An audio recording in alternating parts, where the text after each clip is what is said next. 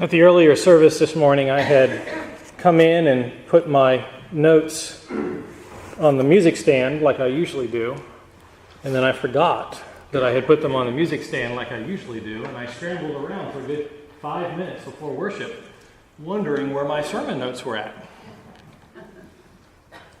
You might wish I never found them. The second scripture reading this morning comes to us from Habakkuk as well, the second chapter this time, the first 5 verses.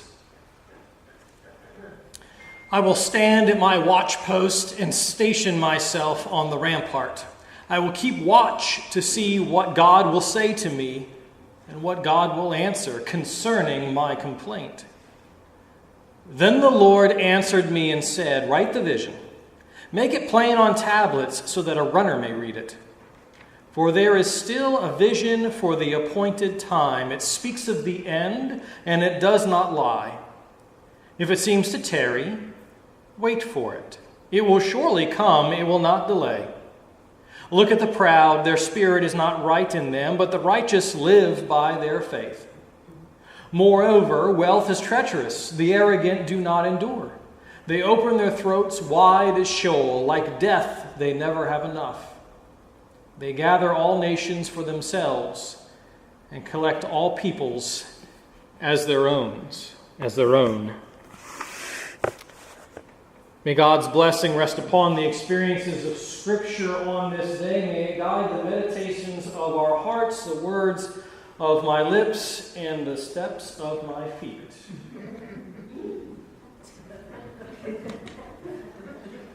Welcome to Crowd Town.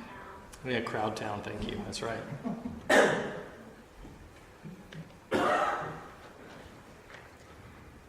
Habakkuk is a prophet, and I have already said several times how important it is to pay attention to the prophets. It is the one that the narrative lectionary, this reading is the one the narrative lectionary has given us to begin our Advent journey. We have been prayerfully offered these 2 readings that we might consider them. Now, Habakkuk was called to God's service in a time of extra trouble. This was a season between tragic high points. The Assyrian Empire had already swept down and through the northern kingdom of Israel, scattering the 10 tribes that were there, creating or strengthening the diaspora, and the people grieved. Even those in the southern kingdom of Judah who didn't always get along with the northern kingdom of Israel grieved. And at the other side of this twin peak is the destruction of Jerusalem and the temple. When the Babylonian Empire will sweep in and take out or take away a significant portion of the people Judah, the keepers of culture, the leadership, and whatnot, functionally erasing from the map the Davidic kingdom that had been built. And Habakkuk is in between these 2 points. He's in between these 2 points, and he looks around him and he sees violence, destruction. He witnesses, he experiences a society where the law that had created civilization, the law that had been handed down and been carried faithfully from Moses on, the law had become corrupted. It had been undercut. And justice itself was a sham. It's actually putting it politely. Habakkuk in the text uses a word or section of words to describe a sexual assault That is what has happened to justice, he says. When he cries out violence, when he tells God that the law is no longer being upheld, when he says that justice is unjust, he is describing an awful scene. And then he says, I will stand and I will wait. Because that is one of the things that prophets do. They are called by God, the Spirit is upon them, and it pushes them, and they receive things, and sometimes they get to speak, sometimes they get to act. But in this case, what Habakkuk gets to do is to raise a complaint to God, and then wait. I will cry out to God. How long will the things that are going on happen? How long will the fires burn? Will the ordinance be lobbed? Will the hateful speech continue? How long will there be plagues? Will there be disease? Will there be the dehumanization of other parts of this beautiful creation? How long, O God? And then the prophet says, I'm going to wait. I'm going to stand on the watchtower. He's going to climb to the highest point that he can find in the city of Jerusalem, and he is going to put his arms on the wall, and he is going to watch. Now, probably he's going to see the exact same things that he was complaining about before. The same things that he as a prophet witnessed before. But now he is looking for something else. He is looking in expectation, in hope. He's looking for God. Evidence of God with us. Evidence of the movement of the divine in the lives in the land. He says, I'll wait. Now, we might envision Habakkuk at this point being like the petulant child. We may or may not have firsthand knowledge of petulant children. You can ask my mother. You ask my mother-in-law, take me clothes shopping. Try to get me a suit. But we can imagine the petulant child who will hold his breath. I'm not moving until God comes.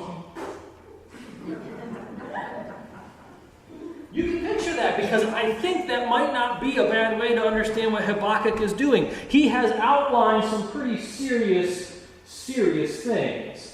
And for him to stand up there and say, I'm not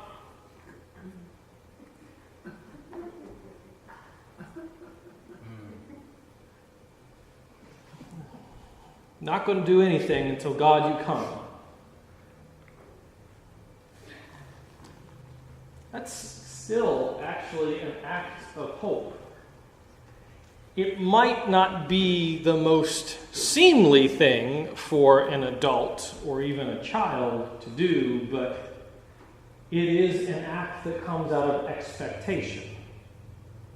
God is capable of doing something. God will indeed come and do something. And so Habakkuk waits.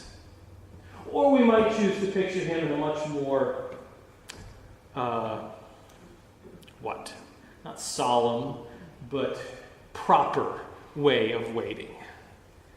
He pulled out his cell phone and he played, waiting for God. And God comes, whether it is minutes after, or whether it is days or weeks after, whether it is years after the fact. God comes, and God says, wait. This is another moment when I want to picture Habakkuk sort of maybe holding his breath or exhaling with great frustration. Because the prophets, the people, we can get frustrated in this life of faith that we are living, in this hope and trust and expectation of God. We can get frustrated at times, but God comes and says, wait. But God also gives Habakkuk a message, a directive, a set of orders. You will receive. You will regain. You will get something from me, from God. And when you get it, you're to make it evident. This is something else that the prophets get called to do fairly often. They are this group of people that are between the rest of us and God, especially outside of the worship service. They are the ones that we encounter throughout the week who offer a word of encouragement or correction. They are the ones who point us to the sins of the world and are grieving over them. Blessed be those who mourn, for they will be comforted. And so he receives, and he is told, he said, listen, you're going to get the tablet and make it plain. That is a word to every single preacher who ever existed on the face of the planet. You will receive a word, make it plain. Put it on the tablets. Perhaps Habakkuk was one of the early adopters of tablet technology. Moses and him. But the description that is there is one that is worth making note of, because what it is it says that you are to write it in such a way that the runner can understand it. The runner is the one who carries the message. The prophet receives it and puts it out there for the world, and then the world, there are those whose job it is to get it out. They are younger than I am. They take it and they go. But the way that that description is made for the tablet is either make it in such a way that the runner can carry the tablet and see while they are running. Make it in such a way that as the runner runs by the tablet, they can see it. Put it on a billboard. Wait. In big letters. For God is doing something. God has done, God is doing, God will do again something. In the light of all of the chaos, of the violence, and everything else in the world, God is doing something. I'm reminded of the quote from Mr. Rogers. Look for the helpers. I don't know it exactly, but it's, whenever there's a tragedy, look for the helpers. There will always be helpers.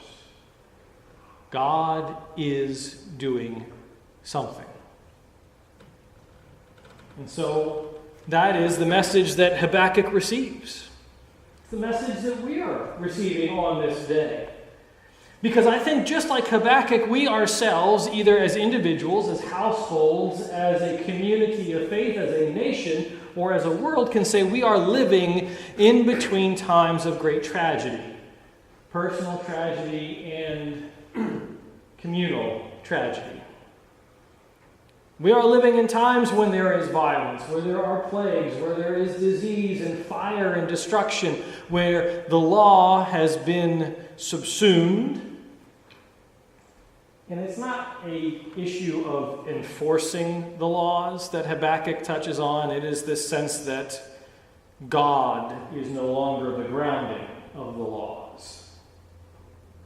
So I think we can say that on some level we might experience that. We might have that feeling in our lives, that we are in that place that Habakkuk is in. We might have even caught ourselves weeping and crying out to God. And this is not an unhealthy thing when we are upset. Weep and cry out to God. Why? How long? And then waiting. We are in that waiting place. That life of faith that is hope, expectation that God will do, that God is doing. And then there will be those moments in our lives when we actually witness it. Whether we receive the word from God directly or whether we see the runner running, we will witness it. And we will get to rejoice yet again. And God is with us. And more importantly, we are with God. Thanks be to God, and amen.